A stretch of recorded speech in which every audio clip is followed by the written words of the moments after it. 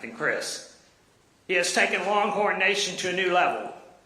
And I can assure you, every day working with CDC is both exciting and always interesting, as you can imagine. He never rests. He's always doing what is in the best interest of Longhorn Nation. Thank you, CDC. Let's give him a round of applause for all he does for us. This is a great day for our men's basketball program, for Longhorns, Longhorn fans, and for the University of Texas. As chairman of the Board of Regents of the University of Texas System, we are beyond excited to welcome Sean Miller and his wife, Amy, to Longhorn Nation. Our new coach has proven he can build winning programs, he develops great players, and is a brilliant basketball tactician.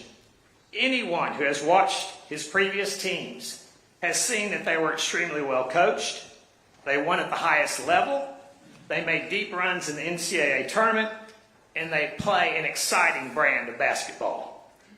Yes, we all want to win, but let us never forget these are student athletes, and we want our coaches to be role models both on and off the court, and we want them to uphold the rich traditions of this great university. That's what we see in Coach Miller. That is why Coach Miller is the perfect choice to lead our men's basketball program. May God bless all of us gathered here today. May God bless Longhorn Nation, and may God continue to bestow a special blessing on the great state of Texas. We look forward to working with you, Sean and Amy, and we're so grateful you've chosen to be our new basketball coach. Thank you.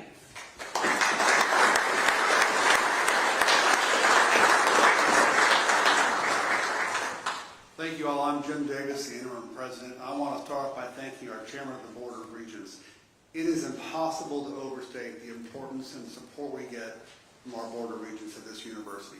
Thank you, Chairman. Thanks for all you do for us in athletics and academics all across the state. Thank you, sir. And also for Chris Del Conte, I join in the praise of our athletic director, the vision he brings to this campus, the vision he has for athletics. Coach Miller, welcome. We're glad to have you here at the University of Texas. We're looking forward to seeing the championship team, the program, the character you bring to this university and the program you're going to build. And Andy, welcome to Austin, Texas. We're proud to have you. Welcome, Lawrence.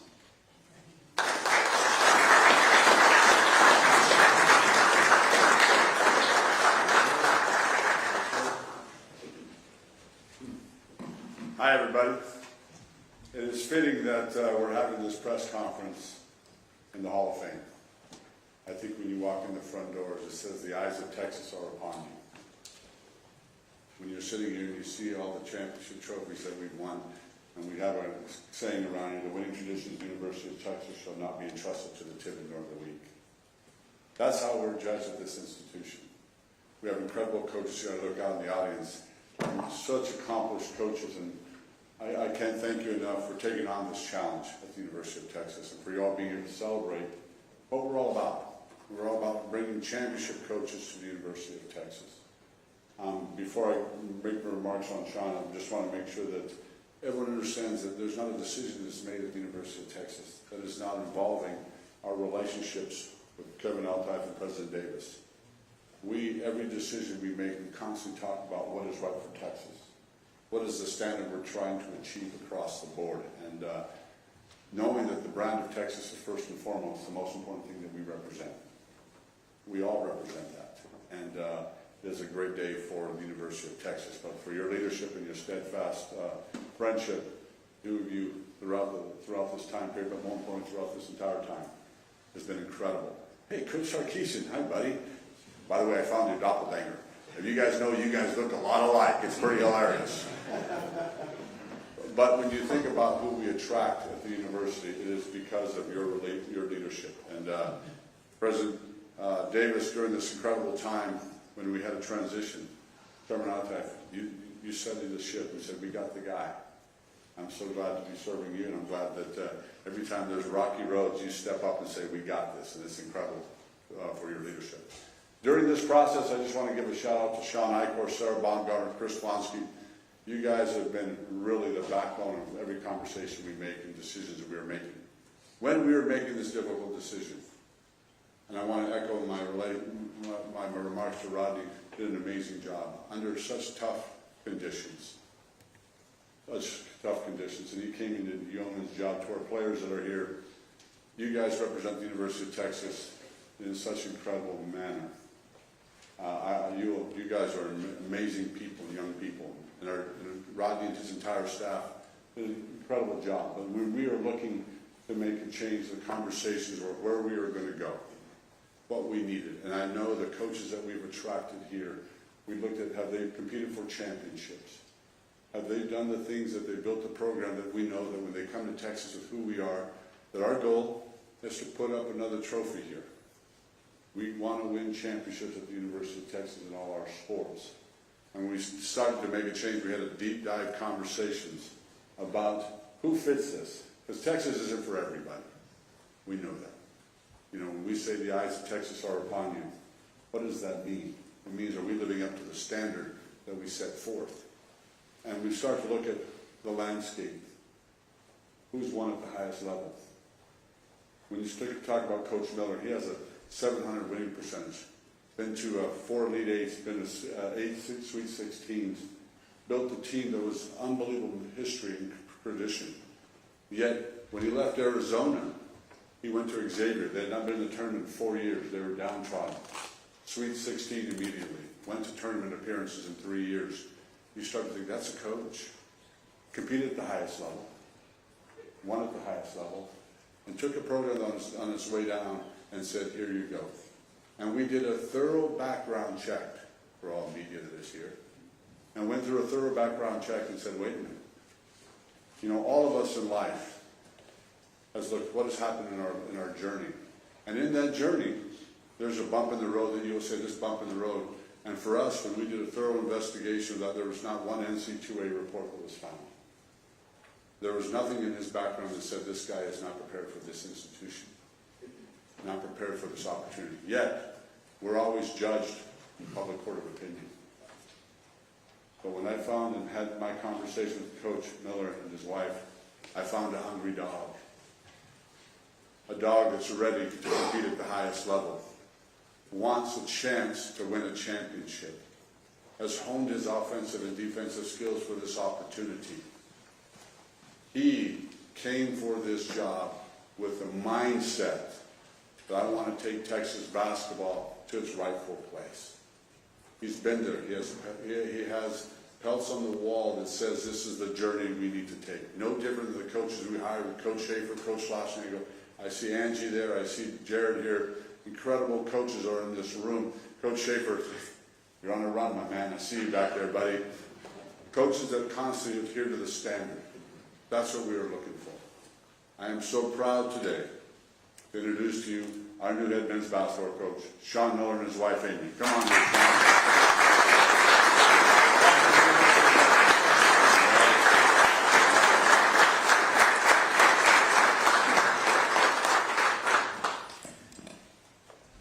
Well, thank you. It goes without saying this is a day that doesn't happen to many people in life, and I know this is a life-changing opportunity for my family, my wife and I see it no less than that. And I'm so looking forward to the future of doing amazing things, like Chris had mentioned, which has become the standard here at Texas and what appears to me to be in virtually every sport. I want to start my comments here this afternoon or this morning thanking the place that I left. Xavier University is a small Jesuit school in Cincinnati, Ohio, and it is an amazing place. To be the college basketball coach there has incredible meaning to the university. Their athletic director, Greg Christopher, and president, Colleen Hanich, believed in me, gave me an opportunity, and it's when change happens, there's always people and things going in two different directions. That direction is, you wouldn't want me to be the coach if I didn't have some strong feelings about the place that I left. I love that place. If you think about my journey, I've been a coach for 32 years in college basketball. 11 of those 32 were at Xavier, 8 as the head coach in 2 different stints. It's a place that trusted me, believed in me. And when I tell you I'm forever a part of them and forever grateful, that would be an understatement. And I'd like to thank everybody that's associated with that place that I left. By the way, it's ironic that we just played Texas, right? And I think that anybody that watched the game on TV or was at that game would feel that passion that I'm describing about the fans. I mean, it was, unfortunately for Texas, a true road game. And we certainly were able to take advantage of that great crowd. In terms of today, I would like to thank Chairman Eltife, President Davis, and certainly Chris Del Conte for this unbelievable opportunity. We spent some time talking this morning, and they all kind of started the conversation with a lot of things, but the thing that resonated with me more than anything is the brand or slogan, you know, what begins here at Texas. What starts here changes the world, right? What starts here at Texas changes the world. And it's like when you think about that, that is an incredibly powerful statement. And to be the coach here is quite an honor. Rodney Terry is somebody that I know as a coaching friend, and I've known Rodney both as an assistant, head coach, and he was at Fresno and UTEP, and certainly we competed against each other 2 different times while he was the head coach here at Texas and I was at Xavier. I have immense respect for him. He's a great man. He did an incredible job, and he impacted Texas, the University of Texas, and his basketball program in a much greater way than just his final 3 years. He was actually here for a total of 12 years. And, you know, in my runs at both Xavier and Arizona, when we played Texas, I coached against Texas when he was both the assistant and head coach. So I know he's given his heart and soul to this place. And just want to make sure from that perspective, again, when change happens, people go in different ways. I have certainly an amazing amount of respect for what he's done for this basketball program. I'm so excited to be here at Texas. When we talked this morning, I didn't realize that the athletic department has won 3 out of 4 Directors' Cups. I believe that Stanford owned that identity for a long period of time. No longer. And when you see the success in other programs, I'm anxious to meet Coach Schaefer. Laura Ianello is somebody that I worked with when I was the coach at Arizona, and she was the women's golf coach at Arizona. She's now here at Texas. I haven't seen her yet, but she was a national championship coach at Arizona. She's here now at Texas. And then obviously football. Steve Sarkisian. I've been a fan. I'm a huge college football fan, probably because I grew up in Pittsburgh. You know, if you say, Coach, who do you watch the most? Amy and I, like we damn near put on like Franco Harris's jersey and watch the Pittsburgh Steelers on Sunday. And sometimes I save my energy and I just watch that SEC game on Saturday. But I've watched the rise of Steve. We were in the Pac-12 together. He was at, obviously, Washington and SC. We have a common friend, Kevin McGuff, who I know he worked with at Washington. And I've become a fan of watching the SEC football in Texas. It's like, what do you do on weekends? That's a big part of what I like to do before our season starts. Bijan Robinson went to South Point High School in Tucson. Went to high school in the same class as my youngest son, Braden, which is wild to watch him here in little old Tucson playing high school football and watch him become the offensive rookie of the year with the Falcons. It's like, wow, that's Bijan, you know, the guy that I used to watch in 9th and 10th grade. So I'm anxious to be a part of that fabric and embrace everybody here and do what those other programs have done. And there's no doubt in my mind that when you're the flagship school of the state of Texas, your power is limitless. When you're a part of the SEC, it just means more. I don't know if there's a slogan that makes more sense than that. You feel it on football Saturdays. You feel it in this year's Sweet 16 in basketball. For a minute there, I thought all 16 teams were from the SEC. You step away and like, wow. Arguably the greatest conference ever put together is in present time in the SEC when you talk about basketball. In terms of the former players, I have lived that life 2 different times. At Xavier, where you have incredible players, David West, James Posey, at a smaller school, Brian Grant, Tyrone Hill, to welcome them back and make sure that they know that this program is always theirs. When I went to Arizona and took over, I was the 4th coach in 4 years. Lute Olson's shadow was immense, and what he built there at the University of Arizona, that program will forever be his program. But those players, Jason Terry, who worked on my staff, Damon Stoudemire, who worked on my staff, Joseph Blair, who's going to be an NBA head coach here soon, worked on my staff, Steve Kerr, Richard Jefferson, Gilbert Arenas, I can keep going. Those guys, I tried always to make sure that they understood that the coach may have changed, but what they built is what we live on, and you're always welcome in our program. Here at Texas, I could name a lot of names, some of which are right here in the crowd, but TJ Ford from Houston, obviously Kevin Durant, who's from DC, LaMarcus Aldridge from Dallas, Avery Bradley from Seattle. I bring those examples up because you see that the great state of Texas, like, it might be the most talent-rich state in our country when it comes to recruiting. Yet, you know, what starts here changes the world. You can go to Canada and get Tristan Thompson. You can go to Seattle and get Avery Bradley. It's both the combination of this great state and also the world. And I think our job is to recruit the world and bring the best program and team we can here to Texas. And super excited about that. The same with the coaching history, whether it's Shaka Smart, Chris Beard from recent times, and I know both guys well. Chris is a good friend. Shaka, I just finished coaching against him the last 3 years at Marquette. We played him 3 times this year. The games, all 3 games were decided by a grand total of 6 points. They were just absolute basketball wars. Tom Penders, I've known since I've been in 2nd grade. He was somebody that I met a long, long time ago growing up. And then Coach Barnes, he may get mad at me, Rick Barnes, but if you can imagine this, he was my first coach that I ever had. It's at the Pitt basketball camp. I was a 3rd grader. He led me to a championship, or maybe I led him to a championship as a 9-year-old. And I know that's a difference in age there, but he's somebody that I've known since 9, and I know what a great coach and tenure he had here.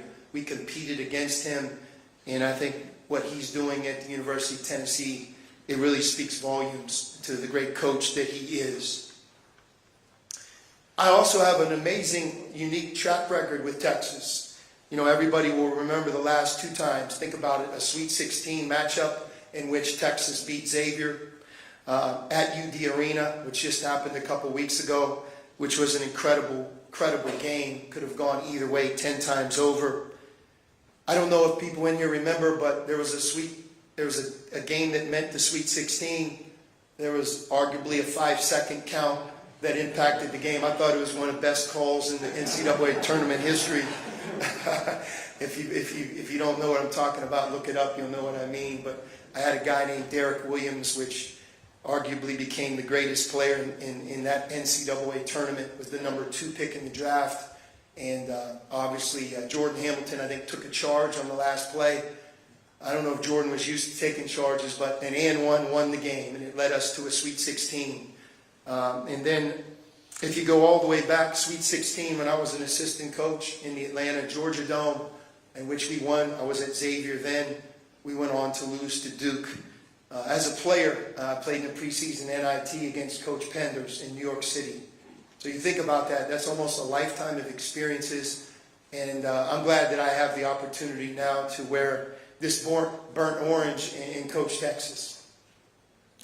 In terms of the vision of the program, it's really about 4 things with me. I believe this over my time, like all of us, 32 years, 20 years as a head coach. What you once did sometimes is made better, sometimes is left out. You continue to grow and evolve.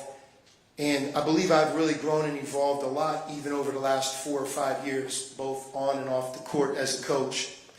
Vision of the program starts with recruiting. You know, if you follow Texas football, you know, I'm sure that Coach would say the same thing. The lifeblood of what they do are the decisions they make, that who inevitably becomes their roster. It's going to be a combination of the transfer portal, recruiting the very best high school players, having a great feel for international recruiting. And again, what starts here changes the world. That's the state of Texas. Again, when you look at the talent in cities just Dallas and Houston, it's never been more plentiful. When you're who we are, it's going to begin there. Player development. It's one thing to recruit people and players to your program. They have to get better. The greatest gift that's happened to me as a coach is that I coached at Xavier. We might not be able to get the McDonald's All-American. In our history at Xavier, we stand at a grand total of 0 McDonald's All-Americans. Yet if you look at the results, how did that happen? How do you have winning teams and teams that advance in March Madness? Players have to improve. They have to grow. They have to get better. And when you're in charge or a part of that type of program, we're going to bring that same type of staff and know-how here to Texas, so that it's not only recruiting great talent, but it's making sure that they develop in the proper way, that one day they can become an NBA player. Style of play. And again, I know I'm talking Texas football here. I'm a huge football fan, like I said. But one of the things that captivates me when I have a choice, who do I watch tonight? Well, who's the most exciting and excellent? College basketball is the same way. I believe in an up-tempo style of play. That's something that I've really changed on over the last 4 years. Playing fast doesn't mean playing reckless. In the NBA, there's a 24-second shot clock for a reason, and it's not going to shrink anytime soon. When you look at college basketball and player development being exciting, you can play fast and you can also play smart. But I will tell you that in terms of pace of play and tempo, I promise I'll deliver on not only an exciting style, but I think a style that people and players will love to watch in person, on TV, and most importantly, to be a part of. When you think of our style, in addition to pace, you should think of movement, both ball and player movement, a togetherness on both offense and defense, and most importantly, and I think if you don't have it in this league that we're in, you have 0 chance, and that is you better have a great toughness and will about you when you watch us play. You have to compete for it all. Every possession matters. So pace, movement, togetherness, and toughness, I think it really embodies the style that I believe in, and that's the style that we'll play here at Texas. And finally, the word culture is used a lot, especially when things are going well. I think where a culture is really judged is when things maybe aren't necessarily going well. And I'll point to the season that I just left, where if you would have judged the team that I coached in January or December, we might have been on the tournaments outside looking in. Dealt with a season-ending injury, dealt with some close losses. Where a culture really kicks in is at that moment of truth and the why in the road, can you really turn it around? And one of the things I'm so proud of the team I just left is that's in fact what we did. We played our best in February and March, and I point towards culture. Culture here, and I look forward to bringing it, is what I call all in. You know, the pillars of it are communication, respect, unity, passion, and joy. But when I say all in, it's not only who we are and what we do every single day as a team and coaching staff, but it's also what it feels like on game day in the Moody Center, with the Corral. To have a great college basketball program, you have to have an advantage when we play at home. If you think about Kansas or Fog Allen Fieldhouse, one of the things that inevitably creeps in your mind is what it feels like to play that home game. When you look at Duke and Cameron Indoor Stadium, there's arenas that are bigger. There are no arenas that you'll ever walk into that are a more home court advantage than what they've built at Cameron Indoor Stadium. At the Cintas Center, where I just left, Xavier, 6,000 undergraduate students. We had 1,200 student section every game for 17. The Corral and myself, I'm looking forward to a great relationship. We need an incredible home court. We need to have an electric, great student section. When I say all in, you need everybody. The people that hire you, an athletic department that is in alignment, and you need fans that understand that every game we play matters, but none matter more than those 17 home games we play a year. And finally, all in with former players is, again, like I had mentioned, we can't do this alone. We need your support, and we, as the new coach and staff, have to do a great job of always making you feel that this program is yours. But if you combine those incredible forces, each other as an athletic department, the home court atmosphere with fans, former players, in a way of building within a culture of all in, we need everybody. That's when magical things can really happen. I've been a head coach for 20 years. I'll give you the good and bad from this perspective. There's only been one coach that's been to more Elite Eights without reaching a Final Four than me, and that's the former Hall of Famer John Chaney. You can say, wow, those are some tough losses. But I've always operated from this perspective. You got to beat the door down and knock at it a number of times to eventually punch it through. And I'm looking forward to uniting with the resources and this amazing institution in place here at the University of Texas and breaking through. Not once, but multiple times. Competing for SEC championships and being a perennial great program like so many other great programs at this university are right now. I have 3 sons and my wife, Amy. Nobody has been through more than my wife, Amy. We met in high school, grew up in Pittsburgh, Black Hawk High School, both attended the University of Pittsburgh. She's been in more games without knowing the game than any wife has ever attended. I'll say that again. She's attended more games since I've been 16 years old, and she's been 16 years old, without truly knowing the game than any fan that's ever done it. I love it about her. She just cheers, but like, I asked her, a couple of times this year, if someone calls it travel, what's that mean? And that's kind of one of the many things that I love about her. She loves me. We love each other. She's a great mom, a great wife, but she's been on this journey with me for 32 years. And all coaches that are in the audience know what I mean when I say that there's a special place in heaven for a coach's wife. But to have her with me here and at this press conference and us, I think, embarking on what I consider our final journey together, it's an amazing feeling. Again, thank you, Chris. Thank you for this opportunity. I am forever grateful, and I promise you that no staff, no coach will give more of himself to get us to the top than I will. Hook 'em.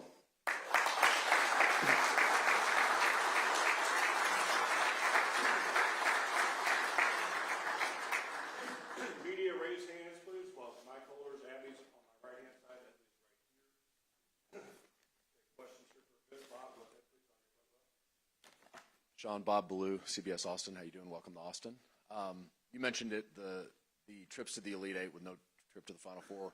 What do you think the biggest hurdle has been to get you there, and why do you think this is the right place for you to take that step to a Final Four? Yeah, I don't know if I can be specific, in 2 of the 4 games that I've been in that regional final. I can walk you through it almost. It was a block charge call in overtime to Wisconsin. The call went the wrong way. And when I tell you, if it didn't, I wouldn't have announced what I did here today. We would have been in a Final Four. We also lost to Kemba Walker, and they went on to win the national championship at UConn, in which we had 3 shots to win it and missed all 3.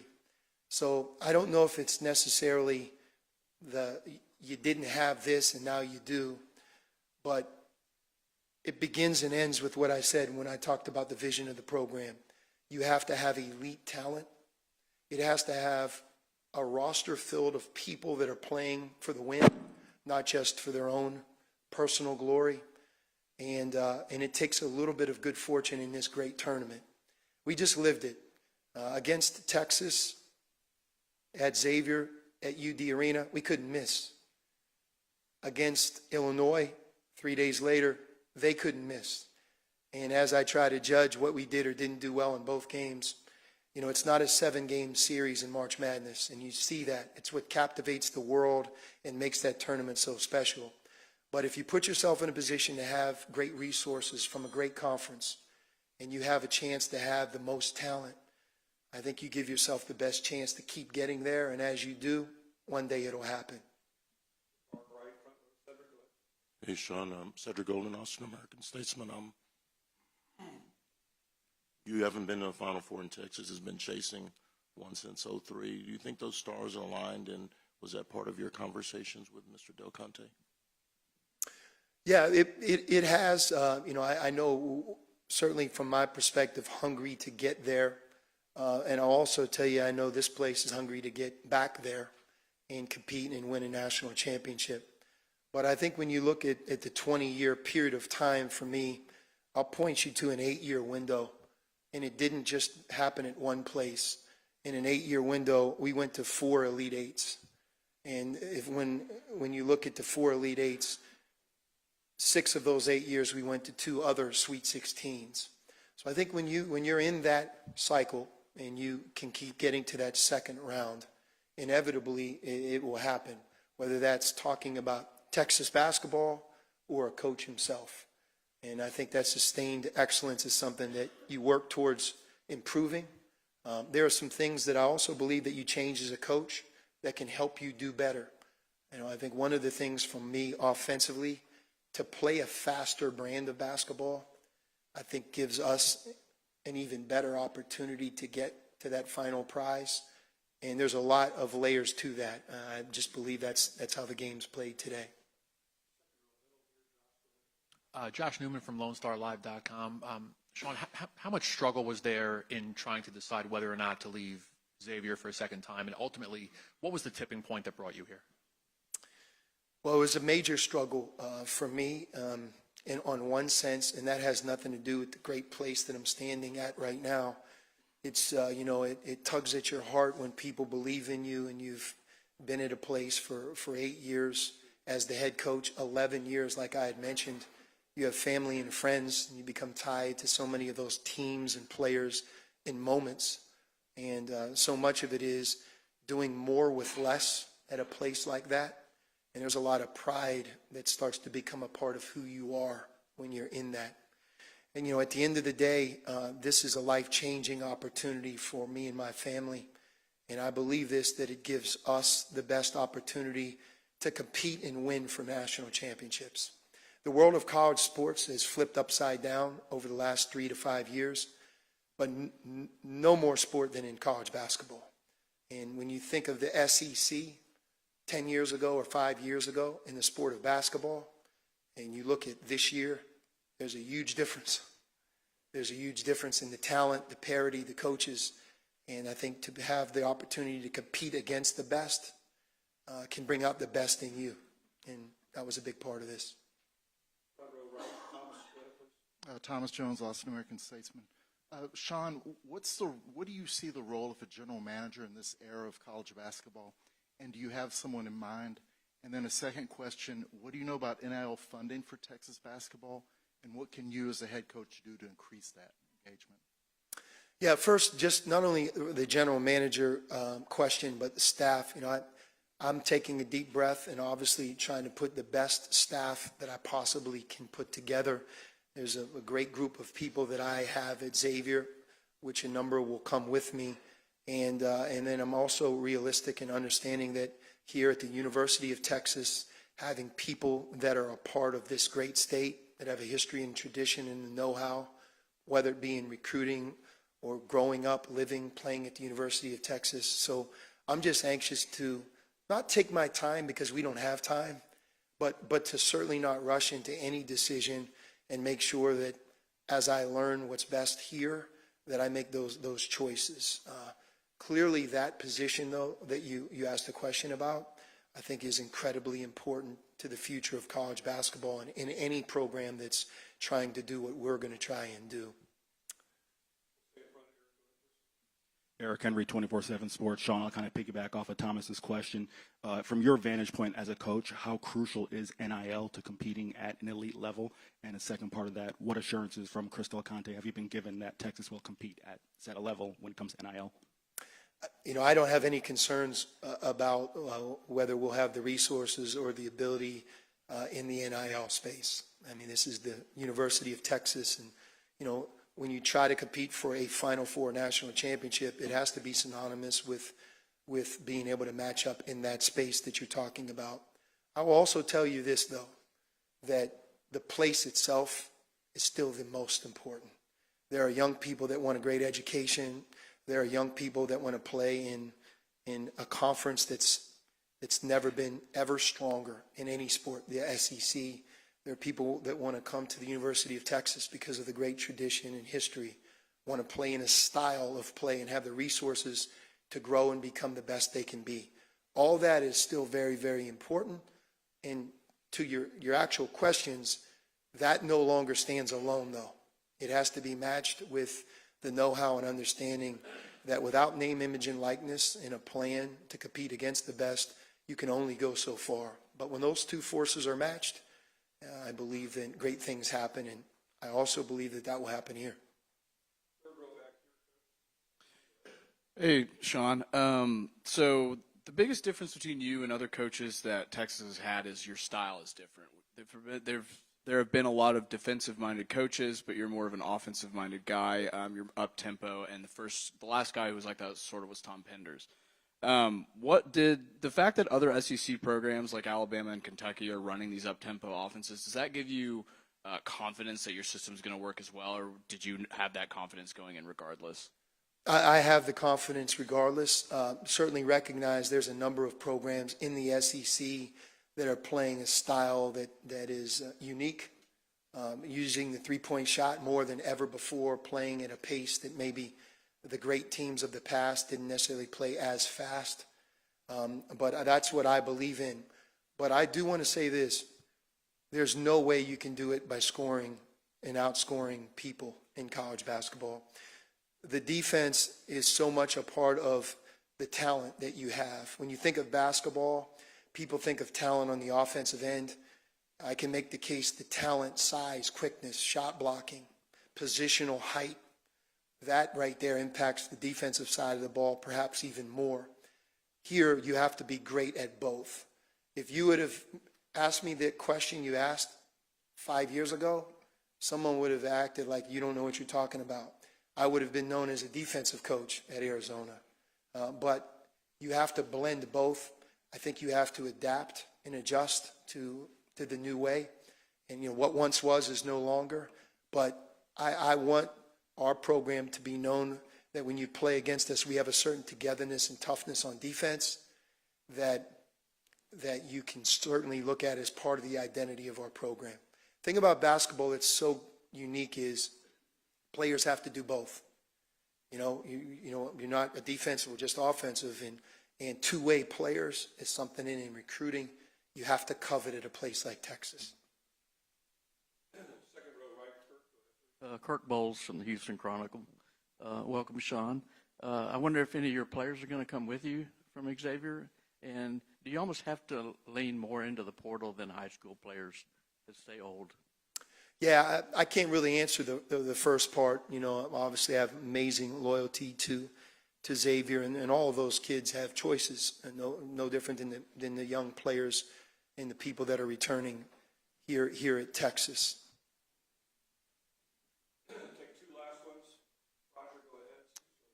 Hi, Sean. Roger Wallace from NBC in Austin. These coaches' flips are so quick. Friday night, you're fighting to get to the second round of the tournament. Today, you're standing in Austin, Texas. What's that like emotionally for you and your family? All of a sudden, you got a new wardrobe and new thoughts and dreams. It's really a great question, and it's what I started the press conference here today with my initial comments. With change, forces go in different directions. One coach leaves, a new coach comes. One place you leave, and they have very strong feelings about that, and then the place that you arrive at has equally strong feelings. And as the person who's going through it with your family, those feelings can really be polarizing and can steal your mind. But for me, this opportunity, I don't think I've ever been more excited in my life to live in Austin, to live in Texas, to be here as the new head coach at Texas. And in time, the loyalty and the relationships, what I have found, they repair, and I think you can have a healthy way of moving forward and also respecting the past and where you came from. But you're right. Sometimes it doesn't feel right to leave one thing so quickly. You know, the height of winning the game in the NCAA tournament and moving on towards leaving that place and coming to the new place. Again, I don't know if you'd want me to be the new coach here at Texas if those feelings don't tug and pull you in different directions. So you're right. I think it's a good observation on your part. It happens quickly, really does. Coach John Hyde, Fox 7 Austin. We've heard perfect fit, perfect coach. What makes you so special? I don't know if I'm special. I know this, that, I'm a son of a high school coach. My dad won numerous high school state championships in Pennsylvania. We grew up in a football crazy place, Western Pennsylvania. I mean, where I grew up is Joe Namath. Me and him are from the same town. I mean, Tony Dorsett was 5 minutes, 10 minutes from where I grew up. Mike Ditka. You look at the quarterbacks, Jim Kelly, Joe Montana. I could keep going. I'm probably missing some. Sark could probably fill in, Ty Law, Aliquippa. Aliquippa's 15 minutes from where I grew up. So how do you become a basketball coach, basketball player? It starts with my dad. One thing that I'll tell you is I don't think anybody who's ever met me would question my deep love for this game. I love it. I love it. When I didn't have the opportunity to coach and sat out, my wife will tell you at one point I was playing Madden. I didn't know what to do. It's like all I've done is basketball, and I'm here to tell you that from that perspective, I think that's the driving force of a lot of things. And I also think that the players that play for me and the players that we recruit, they have to be able to share in that passion for it to be a good fit. But I would say the one thing about me is that I truly do love this game of basketball.